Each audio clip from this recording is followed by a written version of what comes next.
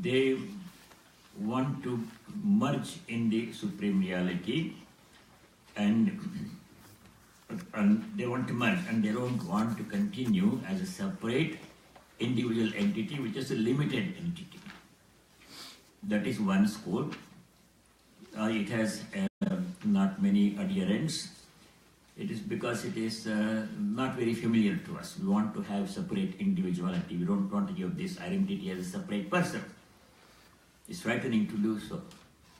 The majority of people who follow the path of devotion, they like to worship God as a separate entity. They want to remain themselves separate from God, taking one of the possible attitudes. I am a child of God. God is my father, mother. I am a devotee of God. I worship God, and I am a servant of God. He is my Lord.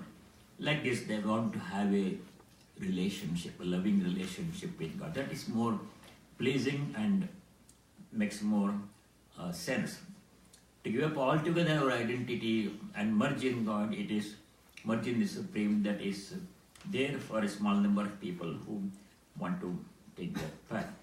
In these three verses, 51, 52, 53, Sri Krishna has told Buddhya Vishuddhaya Yukto Dhrityatmanam niyamya cha Dhrityatmanam niyamya cha Shabdadin vishayam styaktva Shabdadin vishayam styaktva Ragadveshau yudasya cha Ragadveshau yudasya cha Viviktasevi ladvasi Viviktasevi ladvasi Yatavakaya manasaha Yatavakaya manasaha Jnana yoga paro nityam Jnana yoga paro nityam Vairagyam samupashritaha Vairagyam samupashritaha Ahankaram balam darpam Ahankaram balam darpam Kamam krodham parigraham Kamam krodham parigraham Vimuchya nirmama shanta Vimuchya nirmama shanto Brahma bhuyaya kalpate Brahma bhuyaya kalpate. હે અર્જુન, વિશુદ્ધ બુદ્ધિથી યુક્ત એકાંત અને શુદ્ધ દેશનું સેવન કરવા વાળો તથા મિતાહારી એટલે કે વધારે નહીં ખાવા વાળો, જીતેલા મન વાણી શરીર વાળો અને દ્રઢ વૈરાગ્યને સારી પેઠે પ્રાપ્ત થયેલો પુરુષ, નિરંતર ધ્યાન યોગમાં પરાયણ થયેલો, સાત્વિક ધારણાથી અંતકરણને વશ કરીને તથા શબ્દાદિક વિષયોને ત્યજીને તથા રાગ દ્વેષોને નષ્ટ કરીને તથા અહંકાર, બળ, મગરૂરી, કામ, ક્રોધ અને સંગ્રહને છોડીને મમતા રહિત અને શાંત અંતકરણ થયેલો પુરુષ સચ્ચિદાનંદન બ્રહ્મમાં એકીભાવથી સ્થિર થવા માટે યોગ્ય થાય છે. Endowed with an untarnished intellect and partaking of light, sattvika and regulated diet, living in a lonely and undefiled place, having rejected sound and other objects of sense, having controlled the mind, speech and body by restraining the mind and senses through firmness of sattvika type, taking a resolute stand on dispassion after having completely got rid of attraction and aversion and remaining ever devoted to the yoga of meditation, having given up egoism, violence, arrogance, lust, anger and luxuries, devoid of feeling of meme and tranquil of heart, such a man becomes qualified for oneness with Brahma, who is truth, consciousness and bliss. People like Ramana Maharshi, they followed the path of knowledge, which we call Jnana Yoga. Their approach was what we perceive as this whole universe, names and forms, good and bad, pain, pleasure, everything, is all nothing but a projection of the unmanifest divinity. Divine itself has no name and form, it is pure consciousness. That's the only reality. This is relatively real, it appears to be there but not going to be there forever. That was what they thought. And the majority of seekers, they are devotional in temperament. Devotional in temperament, we want to have a loving relationship with God. That's more pleasing, more satisfying. They want to worship God in different ways, praise His glories, chant His names and glories. That gives us greater satisfaction. That is what many people, they follow the path of devotion. Here, Sri Krishna gives a set of instructions which is particularly meant for the farmer type. But so, there are some common things which everybody does. All seekers do certain things. In the verse 51, Sri Krishna says, Vishuddhaya buddhya yuktaha. Buddhi means there are several faculties in our, what we call the mind. The mind is not just one thing. It has a memory component. It has a component which distinguishes right from wrong, that we call the intellect. And it's a component which controls the sense organs, like this. It's a complex thing. Here, buddhi means that part of our mind which helps us to distinguish between right and wrong, true and false. That's a very important faculty. If we don't have it right, then we cannot tell right from wrong, and we end up doing wrong things and suffer. So that part of the mind, that faculty, intellectual faculty, which helps us to distinguish right from wrong, truth from untruth, that has to be cultivated. That's a very important part of the mind. Vidya Vishuddhaya, a pure intellect, which can infallibly guide us in the right direction. We should never mistake something that is wrong to be right, etc. Endowed with such a pure intellect, Vishuddhaya Buddhya Yuktaha, Dritya Atmanam Niyamyacha, controlling oneself. The word Atman is a peculiar word. It can be used in many different, with many different meanings, in different contexts. Depending on the context, you have to understand the meaning. Atman can be just the body. Sometimes it is used to indicate the physical body, although there is much more to us than the body. Atman can be the body and mind together. Mind is also a settled body. Atman can be the individual self. Atman can be the supreme reality, Paramatma. Here it means the body-mind. Dritya with steadiness. Dritya means steadiness. In our spiritual practice, we should be steady, not sporadic. Sometimes we get enthusiasm, we start something and do some prayer for some days, and then we lose interest, and for some time nothing happens. That shouldn't be sporadic. Our spiritual devotional practice must be steady and persistent. Dritya Atmanam Niyama, controlling our body and mind. The mind has a tendency to go in different directions. The sense organs have a tendency to pull us in different directions. Ear wants to hear something very pleasant, tongue wants to taste something pleasant, and so many distractions are there, attractions are there. The sense organs pull us in 10 different directions. 10 sense organs. The mind also. That has to be controlled. The body, mind, sense organs must be directed in one direction, namely the direction towards God. Dritya Atmanam Niyam, controlling mind and sense organs with steadiness. Shabdadin Vishayan Stektva. In Vedantic convention, generally in religious literature, we indicate one and we imply all in a category, in a class. Supposing they say eye and other sense organs. We have 5 sense organs of perception, 5 of action. All of them are indicated, but we just only mention one. That is because to save time and space. In those days, we didn't have that much practice of writing things down. Most of the knowledge was conveyed through oral tradition, and people have to memorize these things. Writing was not very common.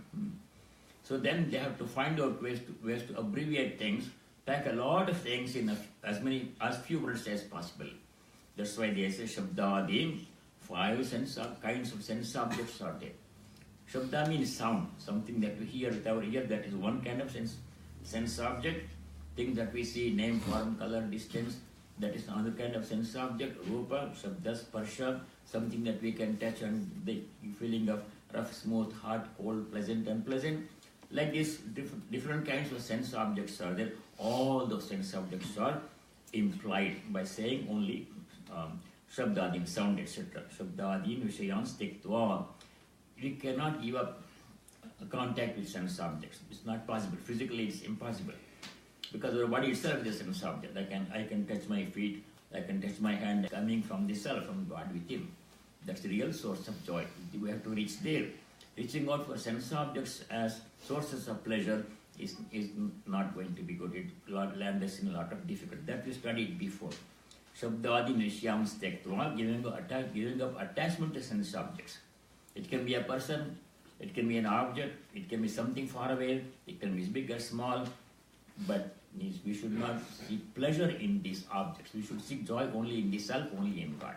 That's the only unfailing source of unconditional happiness, eternal happiness, peace and joy will come only from God, only from devotion, and not by seeking satisfaction, temporary pleasure with sense objects. Shabdadi Nishiyam Siktva Ragadvesha Vidasya Cha. Ragadvesha means we are always, we seem to be caught up in this duality. I like something, I don't like something. When you see somebody, you make a decision, oh, I like this person. Or you say, I don't like this person. We seem to have that dichotomous approach to think. Either I like this, or it is changing also. Today I like this person, tomorrow I don't like this person that much. Or today I like this food, tomorrow I don't like it that much, or the other way. So that duality, that variation, that should be given up. Shabdavadi, raga dvesha, with this attachment and aversion. Raga means attachment, dvesha means aversion, dislike, hatred. That should not be that. We should be even-minded towards everything, seeing the presence of God in all and everything, including animals, plants, inanimate objects. We should treat everybody alike, but not liking somebody, being attached to somebody or something, an object or something, or disliking something. That should not be there. Raga, dvesha, attachment and aversion we have to give up. Next verse 52. Vivikta Sevi. Vivikta Sevi has come before. In the 13th chapter, when we were discussing the 20 different disciplines that Sri Krishna gave in verses 7 to 10. What are the signs of knowledge, true knowledge?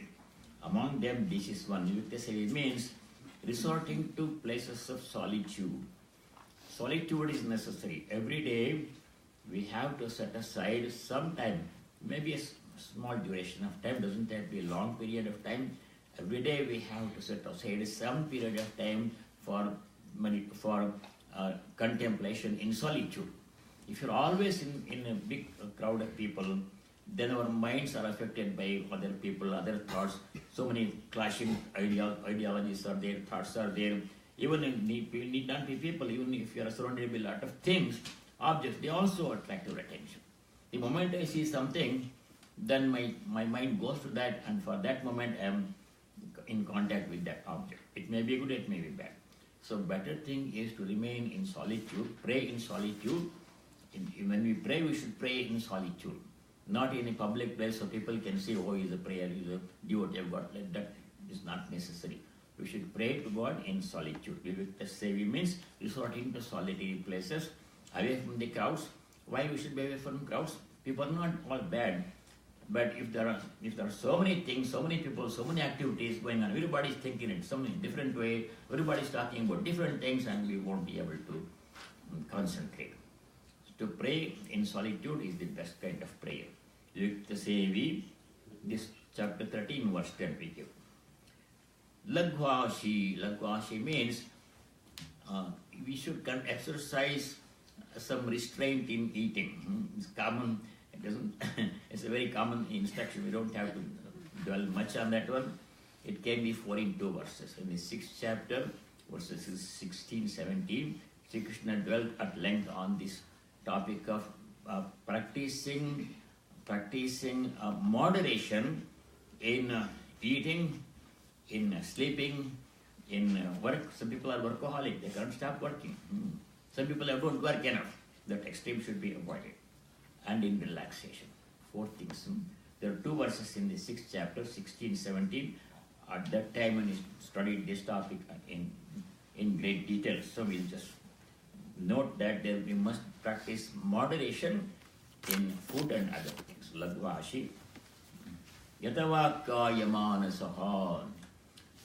We have three instruments through which all actions happen. We have the mind. This is called trikarana, three instruments. That's all we have. Only three instruments. The mind, through which thought, thinking happens, speech, communication, and the sense organs, called body and sense organs. Through these three instruments only everything, our whole life, everything transpires. We have to control all these things. We have to control, mostly it is not what I should be thinking now. I should be thinking about this, that what on hand. That discipline has to be cultivated. That was mentioned in 626, chapter 6, verse 26. Yatava kaya manasa. Controlling our thought process. Keeping away unwanted thoughts. They may be good thoughts, but maybe not relevant at that moment. That is one. Second thing is speech. When we speak, we should exercise discretion. Saying everything that comes to the mind, relevant, irrelevant, true or not true, necessary or not in this universe. Without any exception, the divine presence is there alive. Samam sarveshu bhuteshu tishtantam parameshwaram. That was. And the one before that one, verse 26 in chapter 13. Whatever is there in this universe, sentient, insentient, living, non-living, moving, unmoving, in all those things, starting from the blade of grass until the ultimate reality, there are two things. One is divine presence is there, and the physical part is also there. So we have to keep that in mind always. Wherever you are, whatever you are doing, with whomever you are dealing with, whatever you are doing, we should remain aware of the divine presence in all and everything. That is the meditative mood we have to cultivate. Dhyana yoga paro nityam, always. Vairagyam samapashitaha. The word vairagya, renunciation, is frightening to many people. It does not mean we should give up, throw everything and give up everything and go to the forest and live as a mendicants. It's not necessarily. Vairagya renunciation can be internal. More important is internal detachment. It can be done it has to be done in two ways. For the majority of people, it is not physically possible to give up everything in a physical sense. We need a place to stay, we need clothes to wear, we need food to eat, we need other things for our daily life. So you cannot physically give up things. It's not possible, except for a very small number of people who give up everything and go away as wandering monks. Not many of them. It's not possible, it's not necessary for majority of people. We can keep the things we need, of course, in moderation. And then, inwardly, we should remain detached. We should cultivate detachment. How? By replacing the thought of mine with thine. Very simple technique is there. I have a house, for example. I can say this is my house. That's okay to say that. But in my mind, I should have the feeling this is my house only because the Lord has given this to me. Why did He give all these things? He gave this because I wanted it, I needed it. And it is His really, not mine but His, not mine but thine. That simple substitution will work in everything, whether it is my body or my mind or sense organs or my possessions or money or house or children, relatives, spouse, whatever it is that I have in my life is all His. He is the true owner. But He has given all these gifts to me only because I wanted it. Nothing comes to our life, not even this body. We don't even take birth unless there is an antecedent. We have warranted it. Our actions have warranted it. We needed it, He has given it to us. It's all His. At some point, He will take the things He has given to me. Remember the story of Ramadas? Everything Rama gives, Rama takes. So like that, in our mind we should cultivate detachment. Not mine but His. Not mine but them. That can be done by anyone easily. We can still keep the things we need. It's not necessary to throw away things. Not possible, not needed, not advisable, not necessary. Keep the things we need, of course in moderation, and then in our mind we should become detached in the sense It's all his, and one day these things will be taken back by him after often strong words to denounce such an attitude. Outwardly, oh, I don't have anything, I'm practicing detachment, but inwardly cherishing desire for those things. That is not being truthful. We should not do that one. Inwardly we should remain detached. That was in, there is one verse in 3rd chapter, I think it's verse number 6. Just remember the verses. Now I have to refer to the book. Chapter 3, go to verse number 4, 5,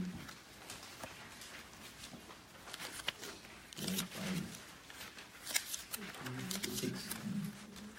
There Krishna says, controlling the organs of action, he who lets his mind dwell on their objects has a confounded mind.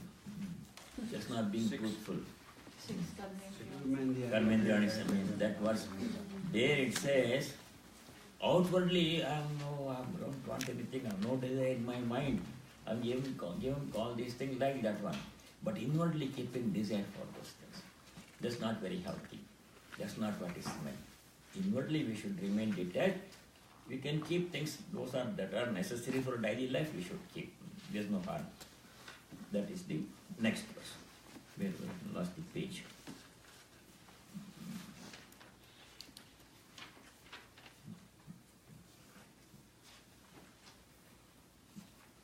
Vairagyam samapasitaha, practicing inward detachment towards everything, people, animals, plants, things, possessions, money, everything.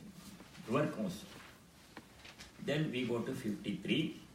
Ahankaram balam darpam. That was, ahankara means too much attachment to this individual personality.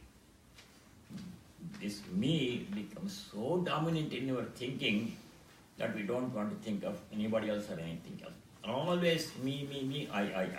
I did this, I did that, I own this, I am the head, I am the supervisor, I am the manager, I own so much money, I am the genius, I am all these things. You keep on saying always I. This is not a very healthy thing to do. I am there, no doubt, but other things are there too, other people are there too. I may be the very intelligent person, there are more intelligent people like that. Humility is necessary. Opposite of humility is ahankara, too much arrogance, pride. That. Balam, if you have to, it's a little bit tricky. Balam means strength. He says give up strength. Why we should give up strength? Every place else we have emphasized the importance of strength. In the Upanishad, it is said a person cannot achieve God realization if he is weak. Nayamatma balahine labhyaha, like this. Everywhere strength is emphasized. But here it says, here we have to understand it in context. In the 7th chapter, there is one verse. Which verse is that? 7:11. There Sri Krishna makes a distinction, strength of two kinds. Strength combined with understanding, compassion and control, that is very necessary. Strength combined with cruelty, tendency to do harm, selfishness, that is very harmful, that kind of strength.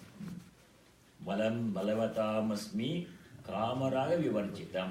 Strength is necessary, but it must be sattvic strength. Strength combined, brute force combined with lot of anger, etc., that is destructive. Self-destructive, it causes trouble to other people too. Strength which can be used constructively to help other people, that kind of strength is necessary. So we have to distinguish. So giving up strength which is combined with cruelty, anger, jealousy, that should be given up. Sattvic strength combined with compassion, tendency to help other people, that is very necessary. That kind of strength we should have. Balam darpam, kamam. Kamam also, all desires need not be given up. It's not possible, not necessary. It cannot be given up also. In the earlier chapter, Sri Krishna has said, Kama, which is conducive to improvement, betterment of our lives, to desire to improve myself, become a better person, better devotee of God, better worker, that kind of desire is necessary, that is good. Kama for selfish gratification in a selfish way, that is not good. Krodham, of course.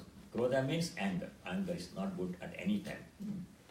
In the 16th verse, in the 16th chapter, we studied there are 3 gateways to where? Hell. What are they? Big gateways by opening. Kama, Krodha, Lobha. Kama, Krodha, Lobha. Uncontrolled desire, adharmic desire, which is not pure, anger and greed. Too much greed. It's necessary to have things, but after necessities are fulfilled, if you still want to keep on acquiring things, that becomes greed.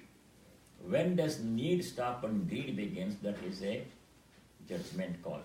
For each person, this is different. Some people have more needs, bigger families, bigger responsibilities. Some people need only a few things. So we should be able to distinguish. It's not a very clear-cut line. There may be some gray area there. Where does need and greed begin? Each one of us has to make that decision. If we are greedy, then that is not good. Greed is not good. So 3 things. Kama, Krodha, Lobha. Adharmic desire, impure desires, selfish desires, anger and greed. These are not good. They lead us to a lot of suffering in our lives, and they affect other people also in our lives. That is Krodha. Krodha has to be given up. In the 2nd chapter, there we studied 2 verses in great detail. Seems like a long time ago. In those two verses, Sri Krishna has described the entire psychology of desire and consequences. What is desire? How does it arise in our minds?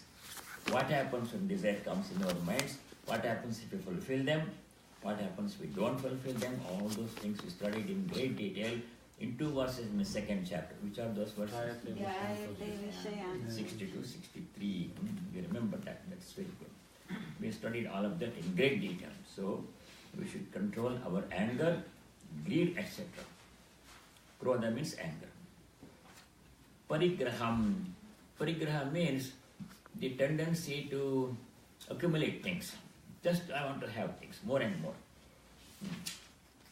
The opposite of parigraham is aparigraha. Patanjali emphasized aparigraha. In his Yoga Sutras, Yoga aphorisms, Patanjali said you should practice non-acceptance of unnecessary things. Necessary things we can keep, we need. But beyond necessity, simply holding things, the feeling that I have all these things, just the satisfaction of keeping these things, that is not good. Somebody had 6,000 pairs of shoes. How many pairs can you wear? At one time, no matter how many pairs you have, you only wear 1 pair at a time. How many do you need? This greed, the tendency to have more and more, that has to be, we have to work on that one. Possessing very expensive things just to show off that I can have all these things, this is not a very good quality. That is parigraham. Parigraham tyaktva, giving up that tendency. Vimuksya first I. All thoughts will begin with the word I, with the notion I. Everything, whole world depends upon me. I am the center of this world. I have this house. I am the worker. I am the doer. I am this. I am that. I comes always in our. There is not much place for other people. It seems in some people's mind. Not I, but thou. That is the sign of humility. A devotee should say, not I, but thou. I is there, but let it be there as a servant. I am, you are the first. You should give importance to the Lord and other people, other devotees. I is there, let it be there. If you can't get rid of it, it's necessary. You can keep it, but give it a lower. Humility must be there. That is aham vimuchya nirmamaha shantaha, a peaceful disposition of mind. You should try to be as peaceful as possible. There are a lot of things that affect us in the opposite way. In the workplace, there is so much tension. Nowadays it seems there is no working hours at all.